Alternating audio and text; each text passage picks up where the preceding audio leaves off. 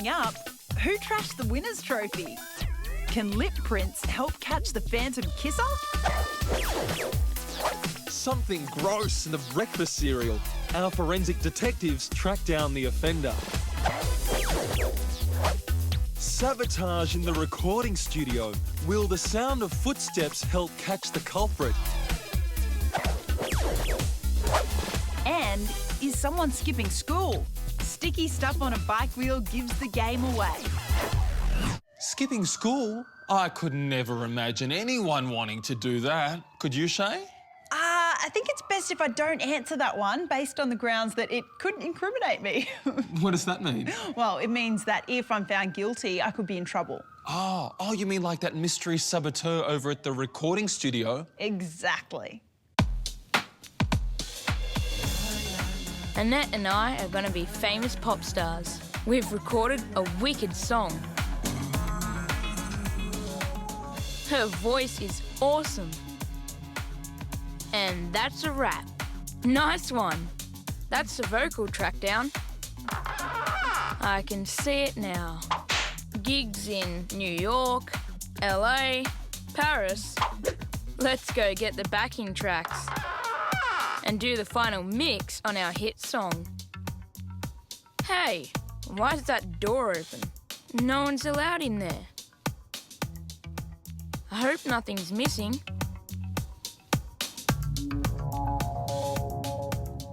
Looks okay. Oh no! The recorder's been stolen, with all our backing tracks on it. We've lost everything except Annette's vocals. Who could have stolen it? No sign of forced entry. So it's an inside job. And there were only 3 people with keys. Joanna the cleaner, she's always snooping around. Lisa the receptionist, she thinks she's a better singer than Annette. And Travis, the lead singer from our rival band. He'd love to see us fail. One of them must have snuck in during our last recording session. Yes! Let's check the other microphones. The world's first successful microphone was invented in 1878. It worked as tiny chips of carbon vibrated and altered electrical currents. Carbon microphones were first used in telephones. This mic was on when we were recording Annette's vocals. I wonder if it picked up any sounds during the robbery. Let's listen to just that mic.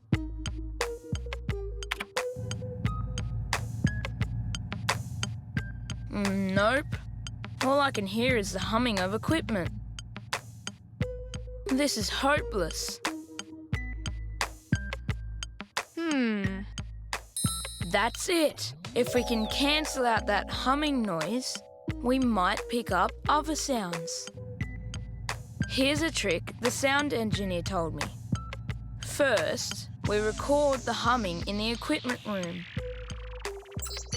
Then we play that sound back, and this is the clever bit. We do it in a way that the humming noises cancel each other out, leaving only the background sound. Done. Now, press play again. Wow! The sound of footsteps. If we can match that sound with our suspect's shoes, we'll know who stole the backing tracks. Let's go find their footwear. Did you know that the sounds made by our voices are as unique as our fingerprints? That's because the shape of our bodies affects how our voice boxes work. So if a criminal's jaw is pointy, they'll have a higher voice. If they're tall, their voice will be deeper. So if detectives have a recording of a suspect's voice, it's a vital clue that could help police identify who they are. Incredible. I had no idea that sound could be so important in solving crimes. And to think Jed and Annette might solve their mystery with the sound of shoes, my absolute all-time favourite thing. What do you mean? Come on, Steve, look at these babies. They're hot. Oh, yeah, wow. Pink fake snake skin, yeah? I hold up that board. Listen to the sound they make. Hear that? Click, clap, click, clap. Yeah, okay. These ones make a different sound. It's more like a thunk. Shay, this is seriously weird. Red ones, tick, tap, tick, tap. Okay, tick, tap. how many shoes do you own? How many have you got down there? These casual ones, great for weekends. Thunk, thunk. Shay, please put your shoes away. Jed and Annette actually have a serious crime to solve. Sorry. I just recorded Annette's vocals and we were all set to do the final mix, but someone stole the backing tracks. And we're gonna find out who it was from the sound of their shoes.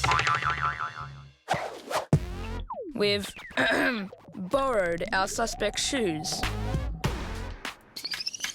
We've got Joanna the cleaners, Lisa the receptionist, and Travis's from the rival band. First up, let's test out Lisa's high heels.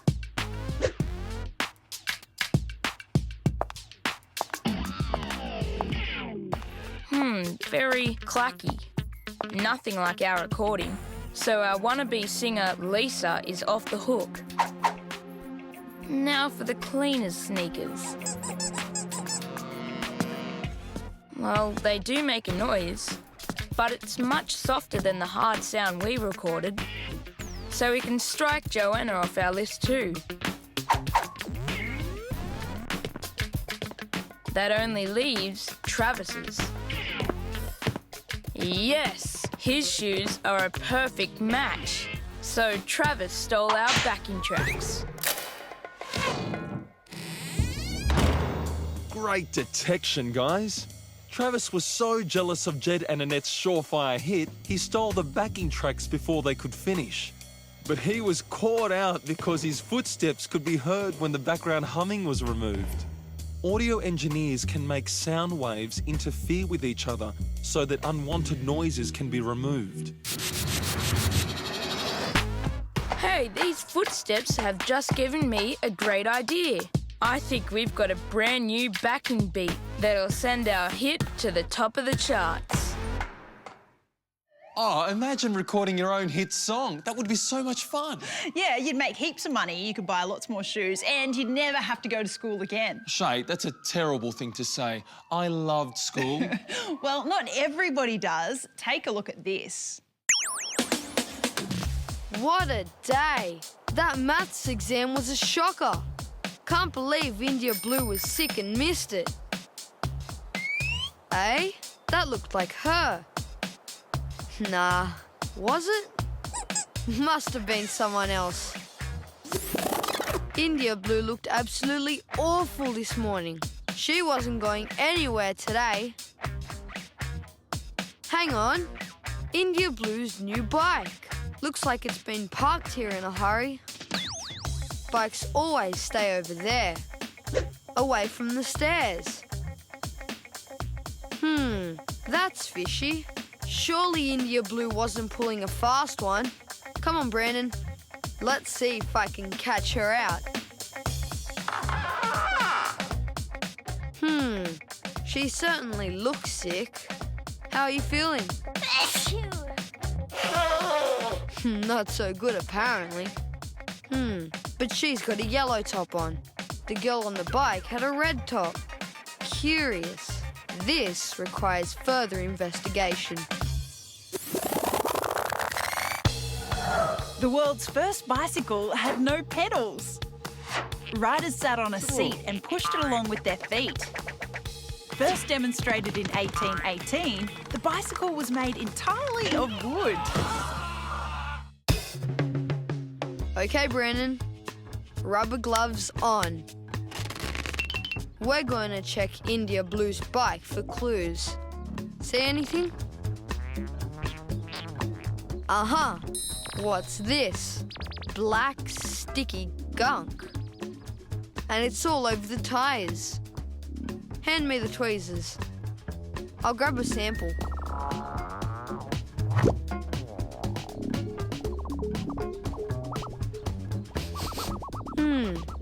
smells like the stuff they put on roads. It's like tar. That's it. Workers were filling potholes outside our house this morning. Come on, let's go take a closer look. I'll just nip out the front. Yes, this is what I'm after, and it's still soft. Yep, smells like tar. We're definitely onto something. Here, have a smell of this. Oh, that's tar, all right. But what I want to know is what makes it smell like that? Oh, well, it comes from coal or crude oil, and it's totally amazing stuff. Did you know that ancient Egyptians used tar to mummify their pharaohs? No. Yeah, that's because it's kind of a disinfectant. It stops bacteria growing so bodies don't decay. Okay, that's kind of gross, but I don't think tar's going to help India Blue. She's trying to fool everyone into thinking she's ill. Or is she? India Blue missed an exam at school today. She was homesick. But Brandon and I thought we saw her out riding. Now we're trying to figure out whether she's really ill or just faking it. Okay, Brandon, I've got a sample from the road. First, let's look at the sample from India Blue's bike. Yeah, it looks totally fresh, slightly damp and sticky. Now the sample from the road. Yep, just as I suspected. It looks pretty much the same. See this little stone? See if you can find one like it in the sample from the tyre. Yep, there's no doubt about it. These two samples came from the same place. It's a major case of fraud and deception. It was India Blue we saw riding.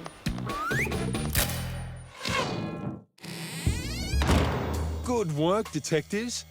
India Blue faked illness and snuck out of her room to go riding on her new bike. She tried to cover up her crime by changing her top and pretending to look sick. But she was found out because asphalt stuck to her bike tyres. Forensic scientists look for exactly the same thing. Pieces of gravel, dirt or tar stuck to tyre treads can help place a vehicle at the scene of a crime.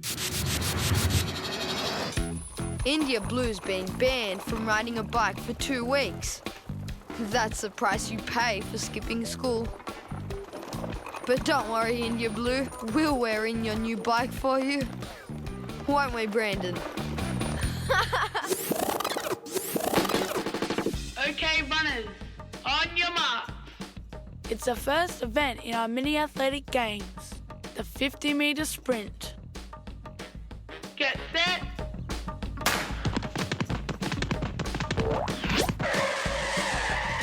What's Laura May up to? Beats me.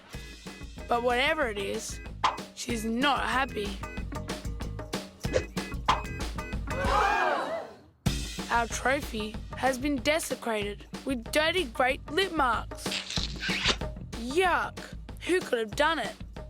It's not Laura May. She's too annoyed.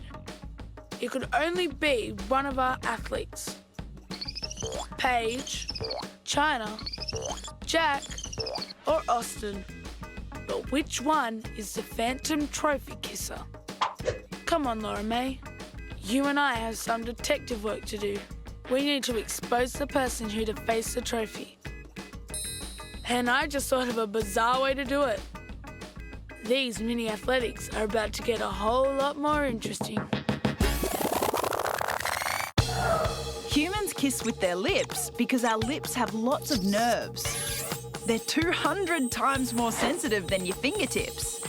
And each kiss uses 29 facial muscles. Hey guys, over here. We're gonna make these games a little crazier. We've decided to have a novelty race. It's fancy dress. And there's another twist.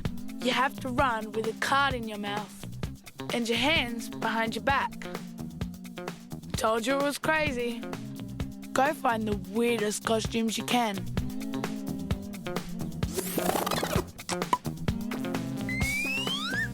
Laura May looks like she's putting the finishing touches on the costumes. But what our suspects don't know is that it's a sneaky way of getting their lip prints. Let the novelty race begin. On your mark. Get set.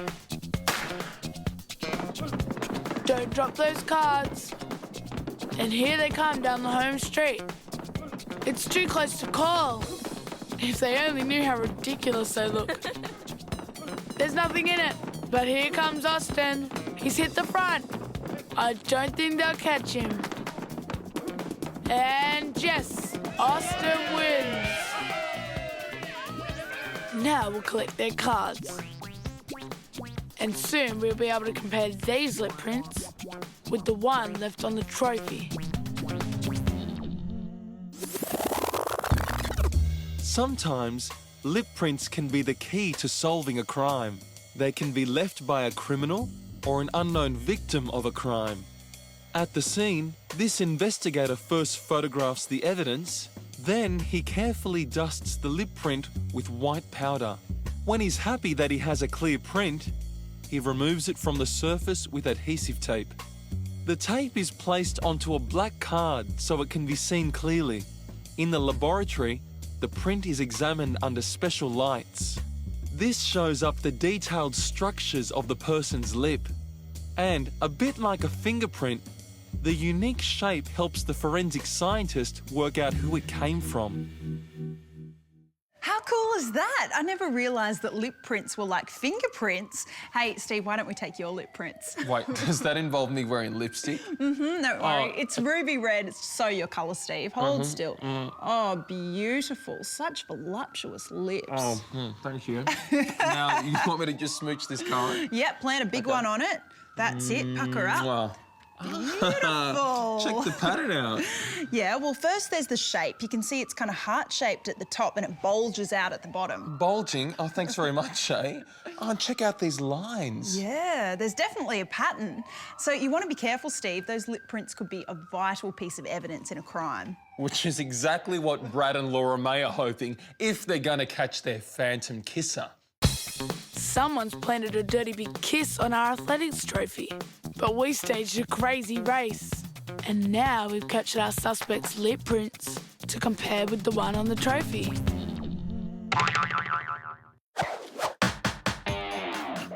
OK, we've got our prints. So first, we'll have a close look at the limb marks on the trophy. It looks like stripes all along the print. First up, China's. Nope. Her lines are all crisscrossed. No match. How about Paige's? No match either. So we can cross China and Paige off the suspect list. So let's check Jack's. Interesting. One solid splodge. No lines. So Jack's off the suspect list too. Which leaves Austin. Let's have his card. Aha! Stripy lines. It's a match. Just like the one on the trophy. The phantom kisser is Austin. Good work, Brad and Laura May. A most unusual crime with a simple explanation. Before the big race, Austin needed a drink to wash down his chocolate energy bar. Without a cup, he did the obvious and left a big chocolate lip print on the trophy. Just like fingerprints, lip prints are unique. So forensic scientists examine drinking glasses, cups, and even letters for lip prints that might help them nail the culprit. Now for the prize giving. For winning the race, instead of getting the trophy, he gets to take home his very own lip print. Oh, poor old Austin looked a bit stunned by his prize there, didn't he, Shay? Yeah, I don't think he was expecting that. And I think Bonnie and Brandon are about to get a bit of a surprise when they see what's in their breakfast cereal too. Boy, I'm starving. Yum! Mum's left out our favourite cereal. Here you go, Brandon. Leave me some. Hold it. My goodness.